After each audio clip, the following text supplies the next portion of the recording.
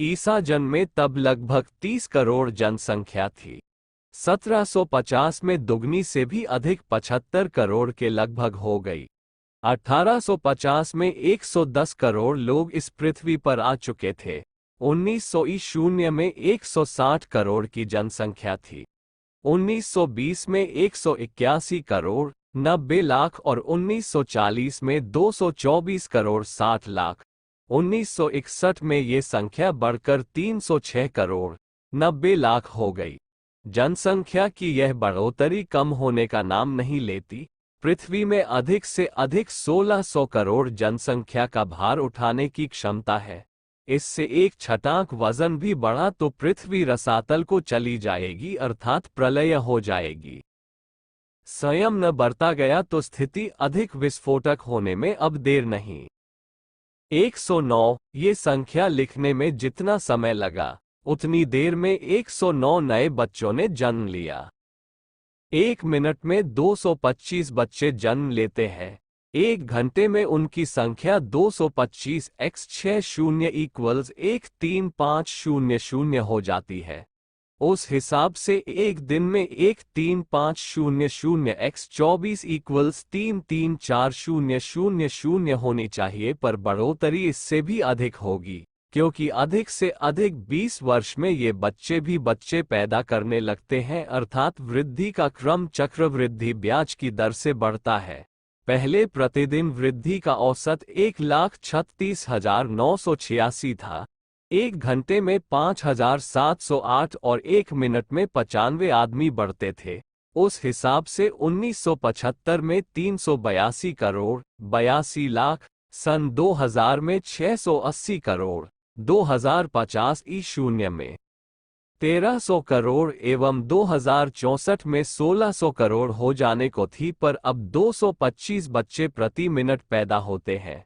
ये पहले औसत के 2 से भी अधिक है, अर्थात जनसंख्या में जो विस्फोट 100 वर्ष बाद होने वाला था, वह अब इसी शताब्दी के अंत में हो जाए तो कोई आश्चर्य नहीं।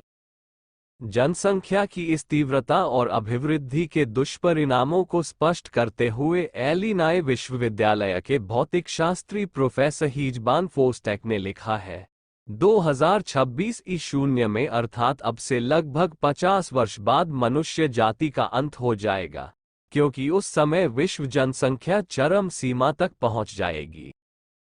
कैलिफोर्निया औद्योगिक संस्थान के डा. जेम्स बोना के अनुसार विश्व की जनसंख्या 2.5 करोड़ प्रति वर्ष के अनुपात से बढ़ रही है।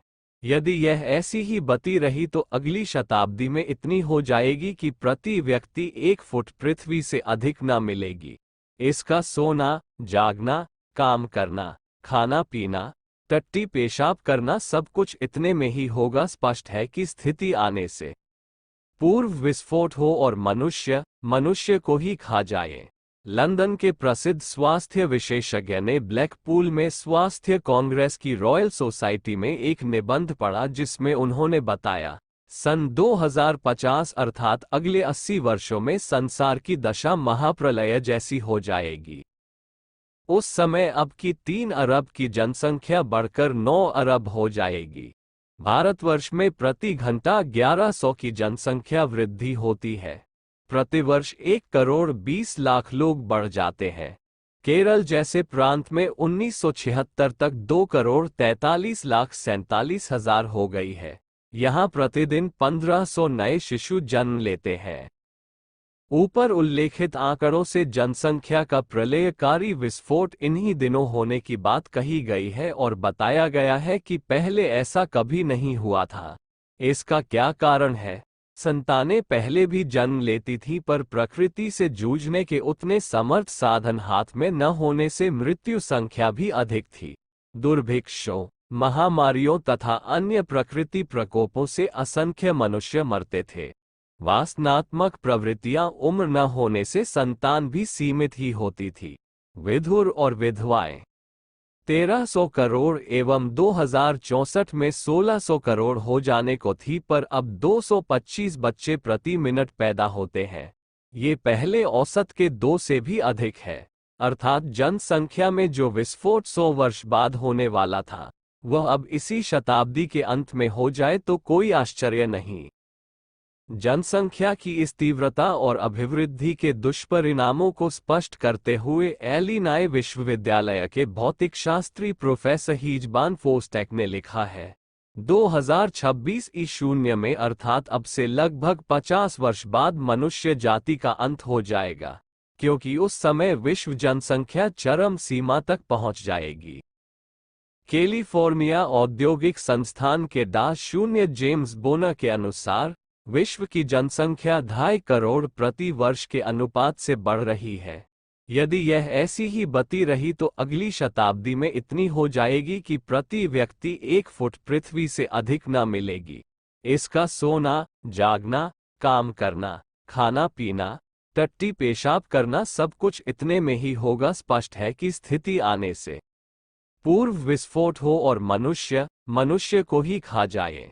लंदन के प्रसिद्ध स्वास्थ्य विशेषज्ञ ने ब्लैकपूल में स्वास्थ्य कांग्रेस की रॉयल सोसाइटी में एक निबंध पढ़ा जिसमें उन्होंने बताया, सन 2050 अर्थात अगले 80 वर्षों में संसार की दशा महाप्रलय जैसी हो जाएगी।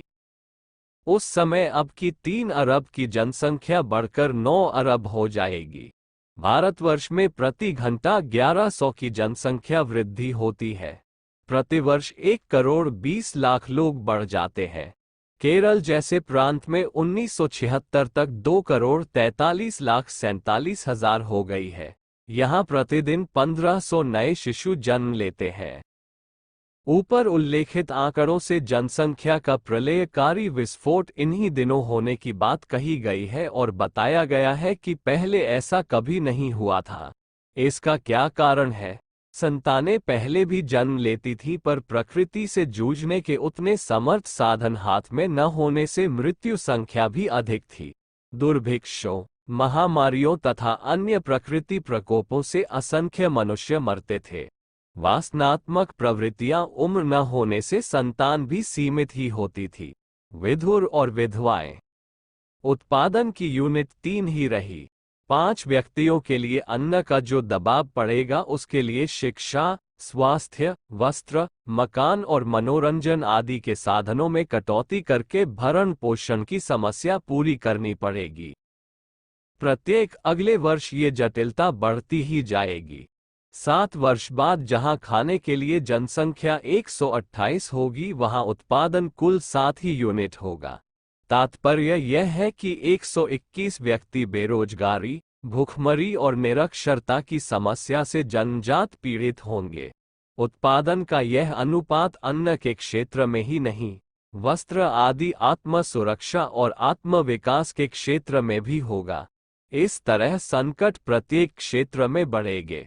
बेरोजगारी, भूखमरी, अशिक्षा और अनुशासनहीनता का वह स्वरूप आज स्पष्ट देखा जा सकता है।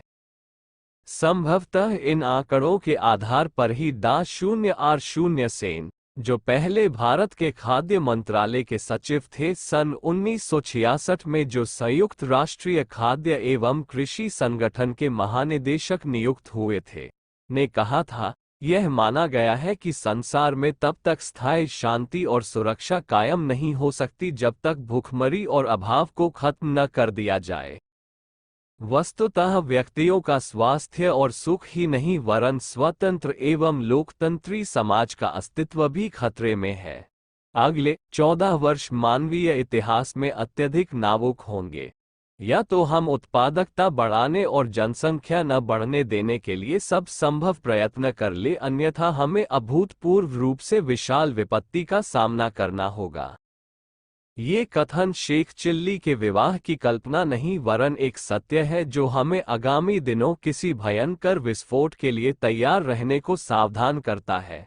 प्रकृति के कोष में सीमित सामग्री है, वह असीमित लोगों के पेट नहीं भर सकती। इसलिए उसने एक सिद्धांत बना लिया है कि जो भी जातियां दिवाली में आतिशबाजी के सांप की तरह बढ़ती है उनको नष्ट किया जाता रहे। मक्खी और मछलियां संसार में सबसे अधिक बच्चे पैदा करती है। यदि प्रकृति भी उनका संहार तेजी से न करती तो आज इन मक्खियों और मछलियों के रहने के लिए 10 करोड़ ऐसी ही धरतियों की आवश्यकता पड़ती जैसी अपनी पृथ्वी है। माल्थस ने इस शताब्दी के पूर्वार्ध में ही यह चेतावनी दे दी थी कि जनसंख्या वृद्धि की वर्तमान दर पर अविलंब रोक लगाई जानी चाहिए, अन्यथा मानवता भयंकर प्राकृतिक दुष्परिणामों के लिए तैयार रहे।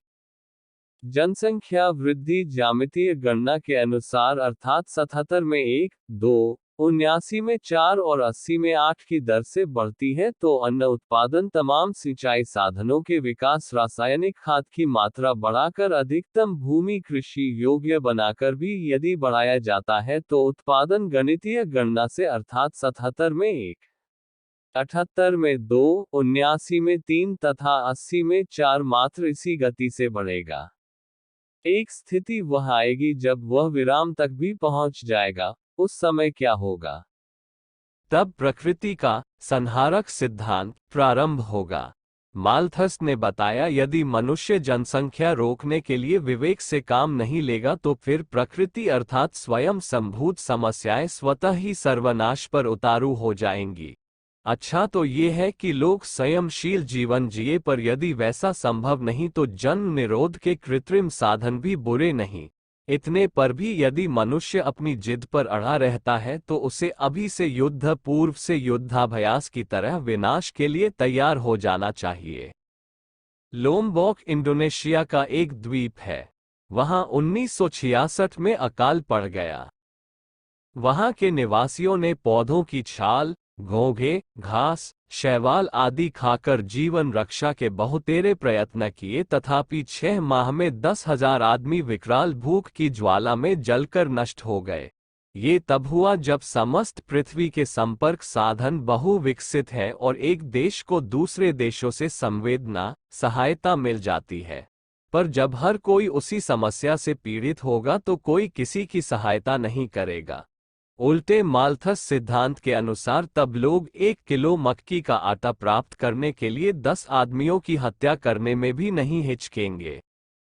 भूख की समस्या पर प्रकाश डालते हुए इसी वर्ष 1966 में विश्व संगठन U0N0O0 के सेक्रेटरी जनरल यूथांट ने अपनी एक रिपोर्ट में बताया था कि भारतवर्ष में प्रतिवर्ष 2 लाख बच्चे केवल इसलिए मर जाते हैं कि उन्हें पोषण की प्रारंभिक सुविधाएं ही नहीं उपलब्ध हो पाती। अन्न का उत्पादन सीमित हो और खाने वालों की संख्या बढ़ रही हो तो ये स्थिति और भी भयंकर रूप धारण कर सकती है।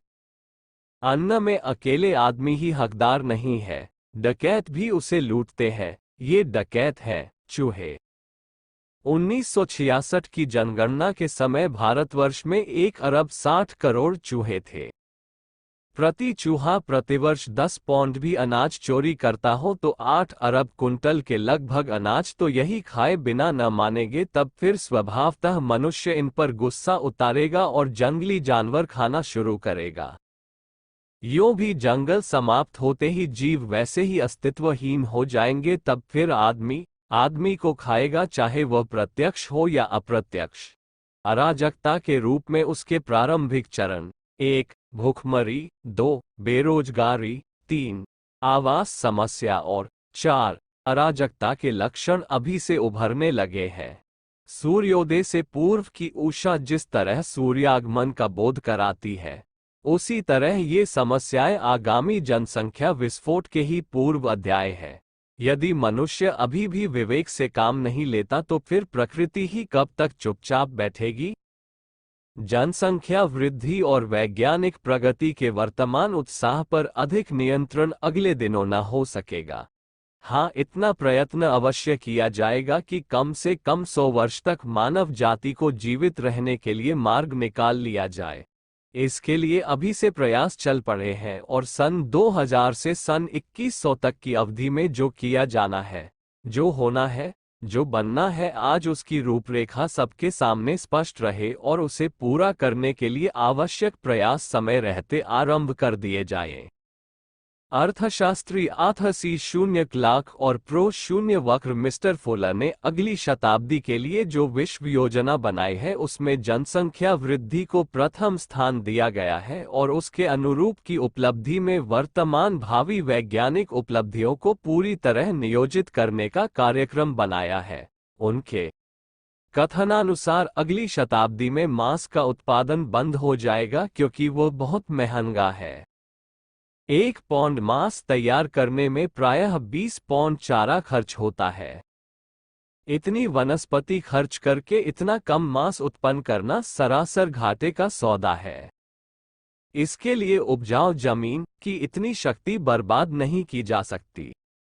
जो चारा, भूसा, इमारती लकड़ी अथवा कागज, गत्ता जैसी चीजें बनाने के लिए काम आकर जरूरी आवश्यकताओं को पूरी करेगी, उन्हें जानवरों को खिलाना और फिर मांस उत्पन्न करना सरासर फिजूल खर्ची है। गिनी चुनी बहुत दूध देने वाली गायों के लिए जगह और खुराक बचाए जा सके, यही क्या कम है। ये भी तब हो सकेगा जब मनुष्यों को स्थान तथा खुराक संबंधी कटौती के लिए तैयार किया जा सके।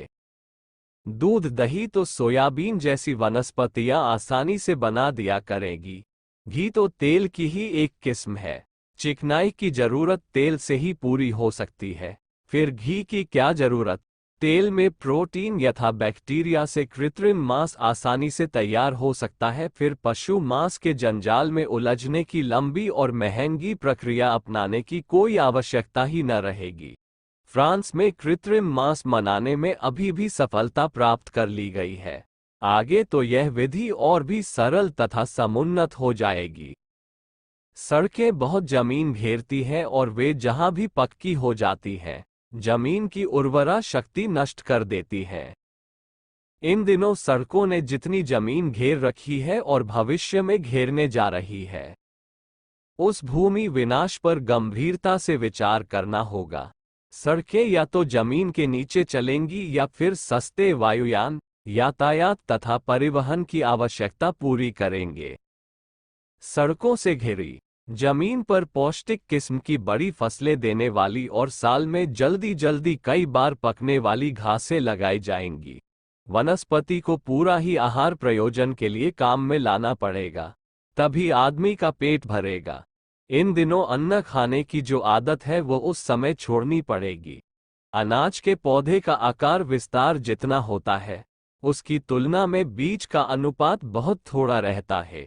फसलों का अधिकांश भाग भूसे रूप में चला जाता है।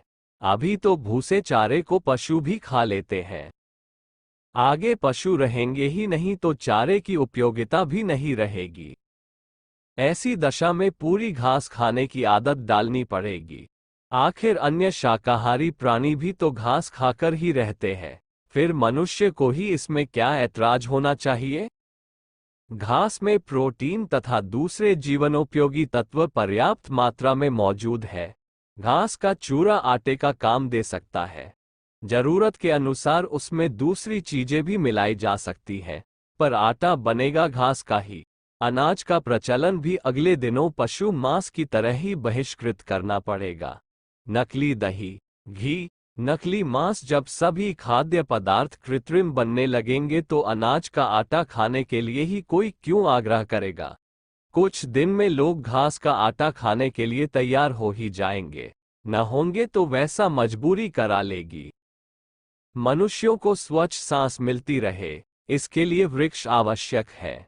25 वर्ग फुट जमीन में एक आदमी को सांस ले सकने के उपयुक्त वायु मिलती है। इसलिए खुली जगह में वृक्ष उद्यानों का प्रबंध अधिक करना पड़ेगा। तब सड़कों का ही सफाया नहीं करना पड़ेगा। मकान भी कई कई मंजिल ऊंचे बना करेंगे, एक मंजिल मकान नहीं पड़ेंगे।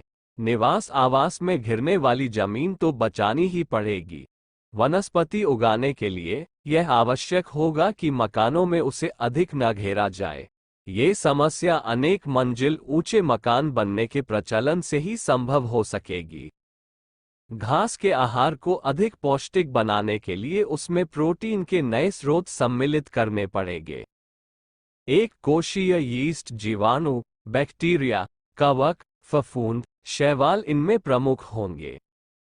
प्रचलित तेल प्रधान वनस्पतियों में मूंगफली, सोयाबीन, नारियल और बिनौले का सम्मिश्रण खाद्य पदार्थों में मिला दिया जाए तो घास का आटा प्रचलित गेहूं के आटे से कहीं अधिक पौष्टिक और स्वादिष्ट बना जाएगा। गेहूं में 10-12%, चावल में 8-9% और मांस मछली में 20-22% प्रोटीन होता है। इस दकियानुसी आहार को हटाकर प्रोटीन के नए स्रोतों का उपयोग करने से सहज ही कहीं अधिक पौष्टिकता मिल जाएगी। यीस्ट में 55%, बैक्टीरिया में 80%, फफूंद में 40% और शैवालों में 25% प्रोटीन होता है। ऐसी दशा में उनका उपयोग करने से समस्या का समाधान निकलेगा। पेट्रोलियम के कारखानों से उप उत्पादन के रूप में मिलने वाले सूक्ष्म जीवाणुओं से अच्छा प्रोटीन विनिर्मित करने में फ्रांसीसी विज्ञानी चेम्पेटन ने आशाजनक सफलता प्राप्त की है। एक कोशिया प्रोटीन मांस उत्पादन पर आने वाली लागत की तुलना में 2500 गुना सस्ता पड़ता है और कम समय लेता है। ऐसी दशा में उसका आश्रय मनुष्य को लेना ही पड़ेगा। समुद्री वनस्पति क्लोरेला का जापान में खाद्य पदार्थ के रूप में उपयोग करने का प्रचलन है। इंग्लैंड घास से प्रोटीन बनाने में लगा हुआ है। सोयाबीन का दूध गोदूध की आवश्यकता पूरी कर सकेगा। यह विश्वास खाद्य शोधकों में अभिनव आशा का संचार कर रहा है। 1 किलो सोयाबीन में 10 लीटर दूध बनने की संभावना में सस्तेपन का आकर्षण भी बहुत है। गुणों में तो उसे समान ही बताया जा रहा है। भोजन पकाने की प्रणाली में भारी हेरफेर करना पड़ेगा। कच्चा राशन रखने, पकाने के लिए चौका चूल्हा बनाने, पकी हुई वस्तुओं को सुरक्षित रखने के लिए जितने स्थान की अब जरूरत पड़ती है, भविष्य में उतनी जगह की बर्बादी नहीं की जा सकेगी। अन्न, शाक आदि को उत्पन्न होते ही बड़े कारखानों में तैयार भोजन के रूप में तैयार किया जाएगा और उस सूखे सार तत्व को पैकेटों में बंद कर दिया जाएगा। चूंकि भोजन में 90% पानी होता है, इसलिए सूखे सार भोजन में आवश्यकतानुसार पानी मिलाकर अंगीठी पर गर्म कर लिया जाया करेगा। बस 10 मिनट में भोजन तैयार है। इससे स्थान की ही नहीं, बनाने और पकाने के समय की भी बचत होगी। पहाड़ समतल बनाने पड़ेंगे। पथरीली जमीन जो कृषि योग्य नहीं बन सकेगी, वह निवास और कल कारखानों के काम में ली जाएगी। शहर गांव उसी पर बचेंगे। पहाड़ों का चूरा करके इमारती ईंट पत्थर सीमेंट आदि बनेगा, ताकि इन कार्यों में उपजाऊ जमीन का एक बप्पा भी बर्बाद न किया जाए। लकड़ी की जगह प्लास्टिक अथवा कृत्रिम धातुओं का उपयोग करके मकानों की आवश्यकता पूरी की जाएगी। अमेरिका के विज्ञान लेखक आइजक आसिमोव ने आंकड़ों सहित बताया है कि बढ़ती हुई आबादी के कारण अगले 20 वर्षों में जो संकट उत्पन्न होंगे, उनमें जीवन की मूलभूत आवश्यकताओं में कमी पड़ने का संकट मुख्य है। वायु, जल और आहार, ये तीनों ही वस्तुएं ऐसी हैं जिनके आधार पर मनुष्य जीवित रहता है। बढ़ती हुई आबादी के लिए अगले दिनों ये तीनों ही न तो शुद्ध मिलेंगी और न पर्याप्त मात्रा में। इतने पर भी जनसंख्या वृद्धि के कारण उत्पन्न होने वाली समस्याओं का समाधान नहीं हो सकेगा। जनसंख्या वृद्धि का एक भयंकर दुष्परिणाम खाद्य समाप्ति के अभाव के रूप में तो सामने आएगा ही, पीने योग्य पानी की भी कमी होने लगेगी। क्योंकि एक ओर तो जनसंख्या की वृद्धि हो रही है, दूसरी ओर कल कारखाने भी बढ़ते रहेंगे।